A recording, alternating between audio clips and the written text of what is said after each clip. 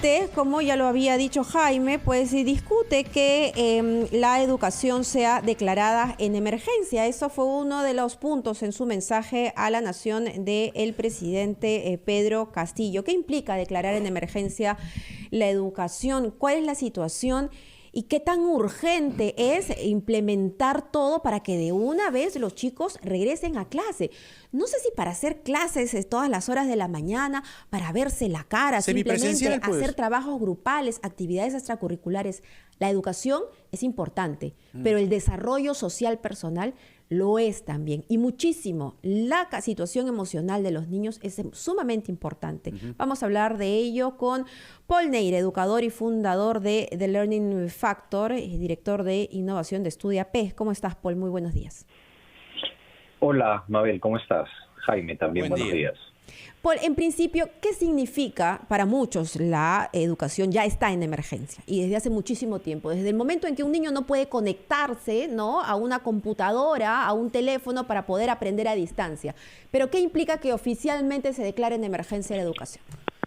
Mira, a ver, hay que distinguir el acto político, o sea, la declaración política hecha por el presidente Castillo en el 28 de julio, en su discurso inaugural, que ha sido refrendado además el día de ayer por el premier Bellido, de que vamos a declarar, digamos, la educación en emergencia, y ha mencionado ayer, además, en su declaración, de que él está planteando de que haya un cambio profundo en el sistema educativo peruano. Entonces, claro, esa es la declaración política. Lo que necesitamos ahora es comprender cuáles son las medidas que va a tomar el Ejecutivo en la cartera de educación, con todo el equipo que está a cargo del sector, para poder aterrizar esa declaración de emergencia. Ahora, tanto tú, Mabel, como Jaime han dicho hace unos segundos en la introducción, que es que ya la educación está en emergencia.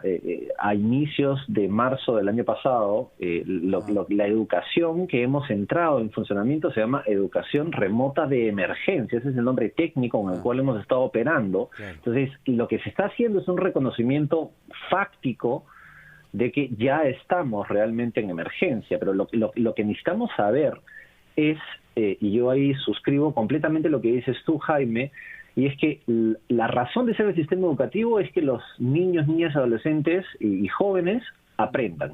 Claro. Y lo que está sucediendo con la pandemia es que no estamos aprendiendo al ritmo, a la velocidad, a la profundidad y a la comprensión necesarias. Entonces, lo que tenemos que hacer es volver a clase. O sea, la cosa más urgente, más fundamental del sistema educativo peruano en respuesta a esa emergencia real es que tenemos que encontrar los mecanismos con mayor velocidad, mayor rapidez de los que estamos teniendo ahora para volver a clases.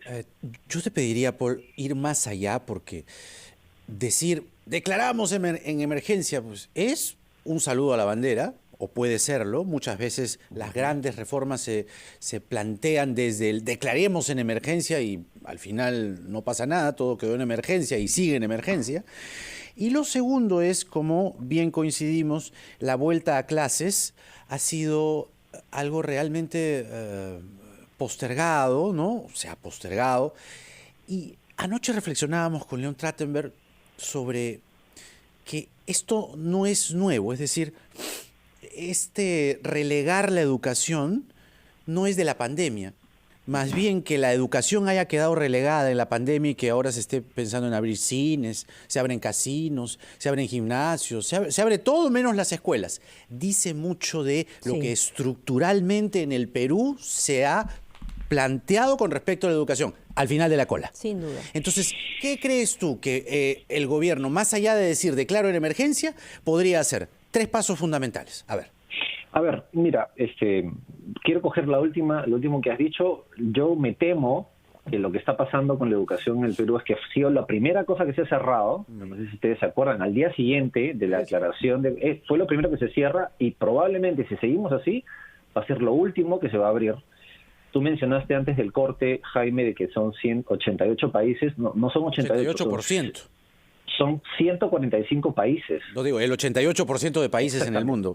Creo que me olvidé decir porcentaje, pero bueno. Sí, a ver, entonces, en concreto yo creo que los actos para poder concretizar, digamos, esta declaración de emergencia de la educación, siendo que es la segunda vez en este siglo que se declara en emergencia, y ahí reitero también lo que te has dicho, que se ha declarado y no se ha hecho mucho, digamos, La primera tiene que ver con un plan, con etapas, con fechas, con grupos de colegios identificados con nombre y apellido de cada colegio, de cuándo se van a abrir, en los niveles de presencialidad mediada que vamos a tener que tener de aquí en adelante. No estamos pretendiendo nosotros que el gobierno nos diga que vamos a presentar, revolver al 100% de presencialidad, sino es un proceso, pero tiene que tener fechas, nombres, regiones, distritos muy concretos y además un plan claro y ordenado de vuelta logística y operacionalizable por parte del ministerio, porque hay que poner a punto los colegios, hay que preparar, hay que gastar dinero, hay que volver a preparar a los docentes que hace casi 2 años están acostumbrados a trabajar con una pantalla de celular o de tablet o de computadora. Esa es una primera cosa. La segunda tiene que ver con un tema de asignación de recursos muy clara y muy definida y además transparente para ser observada por la ciudadanía de a dónde estamos poniendo el dinero para que esto suceda realmente de una vuelta a clases ordenada. Y un tercer punto fundamental es que tiene que haber una evaluación de dónde estamos parados. Desde el inicio de la pandemia hasta ahora, en términos de aprendizajes, en el Perú no se ha hecho ningún seguimiento sistemático, ordenado, técnico y científico de seguimiento de la evaluación. Porque para poder saber cuáles son los huecos que tenemos, necesitamos evaluación y eso no se ha dado a nivel estandarizado en todo el país. Y yo de atrevida, Paul, diría un factor más, que es la comunicación, porque hay muchos miembros del magisterio que están reticentes a retornar a las escuelas por temor al virus, así como los padres de familia, hay muchos que, a ver, legítimamente, ¿no? Cada uno ha tenido su propia experiencia en casa, tampoco quieren que los niños vayan al colegio, pero aquí lo que falta es comunicación para que se entienda que los colegios pueden ser espacios controlados y no focos infecciosos. A ver, no hay ninguna evidencia en esa línea. Yo agregaría a la comunicación la generación de confianza. Es decir, tiene que haber una acción propositiva por parte del Estado organizado de generar confianza en los actores de educación, porque ha habido mucho, se ha golpeado mucho ese sentido, pero a ese punto no hay ninguna pieza de evidencia científica que sostenga la posición de no abrir las clases. Para que te hagas una idea, esta semana, o sea, el lunes de esta semana, en la ciudad de Buenos Aires, o sea, 20 millones de personas, se ha vuelto en el 68% de los colegios al 100% desde las 8 de la mañana hasta las 3 de la tarde. Lo mismo sucede en Chile. Entonces, no hay ninguna evidencia que sostenga que tenemos que seguir manteniendo cerradas las clases. Y es cierto lo que tú dices, hay una acción comunicacional clave y fundamental de parte del Estado que no se ha dado para devolverle la confianza, no solo a los padres de familia, a los niños, sino también a los docentes.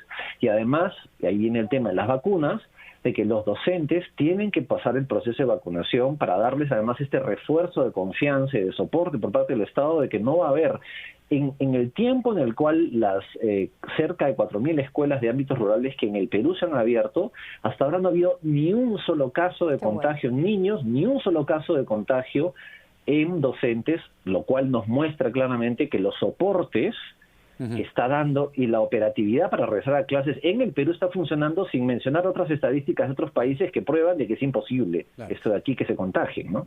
El educador Paul Neira con nosotros hablando de esta declaratoria de emergencia que la verdad el término está tan desgastado que lo primero y fundamental que se pide en este momento es que el gobierno tome cartas en el asunto y diga de una vez: tal día comienzan las clases. De hecho, el sábado 21 de abril se está convocando una gran marcha por la educación, convocada por el colectivo Volvamos a Clases Perú, porque de lo que se trata es, señores, ya dejémonos de cosas, ¿no? Sí. Eso estuvo bien seguro para marzo, abril, donde no teníamos idea de lo que era el virus. Pero ya estamos agosto del 2021 y no puede ser que los niños no puedan regresar a las clases, porque las clases no son solamente, yo le mando por WhatsApp el currículo. No, yo sí, prende tu computadora, hijito. No, es socializar, es interactuar, es estar con el profesor. Y la verdad es que se hizo muy mal cuando se dijo, no, a los profesores ya no los vacunamos. Y se hizo a un lado al profesor. Recién se ha empezado con el profesor rural el 6 de julio. Gracias, Paul. Un abrazo a la distancia. Gracias. Tremenda preocupación la de los padres de familia. ¿No? Así están las cosas. Y el señor Cadillo, el nuevo ministro de Educación que tiene las mejores intenciones, pues un plan serio de regreso a clases ya. El otro día le preguntábamos a Jaime Saavedra, el exministro de Educación, cuándo debían comenzar las clases y él nos dijo ayer. Y en esto creo que Ayer. están de acuerdo tanto educadores, especialistas, como psicólogos y psiquiatras, Jaime. Porque si le preguntáramos en este momento a un psicólogo el porcentaje de niños y adolescentes que cada vez más entran al hoyo de la depresión, es increíble. Y aún, ojo aquí, esto es alarmante y puede ser sumamente angustiante para los padres de familia, aún no se ha medido el impacto que esta generación Así es. tendrá en el futuro después de este encierro. Porque claro, es muy fácil. A los niños enciérrenlos. Sí, qué fácil, ¿no? Porque, y además hay gente mala entraña que todavía dice, no, lo que pasa es que los padres ya se cansaron y quieren que los hijos regresen al colegio. No es eso, Oiga, por ¿qué le favor. pasa? Los padres y los profesores hemos jugado un papel en primera línea, acompañando a nuestros hijos, que no es solamente acompañarnos, sentarnos al costado, sino nuestros hijos desesperándose porque no pueden más con esta educación virtual. Por el amor de Dios. 7 de la mañana con 31 minutos. ¿Ah? Ya regresamos. Vienen los titulares a continuación.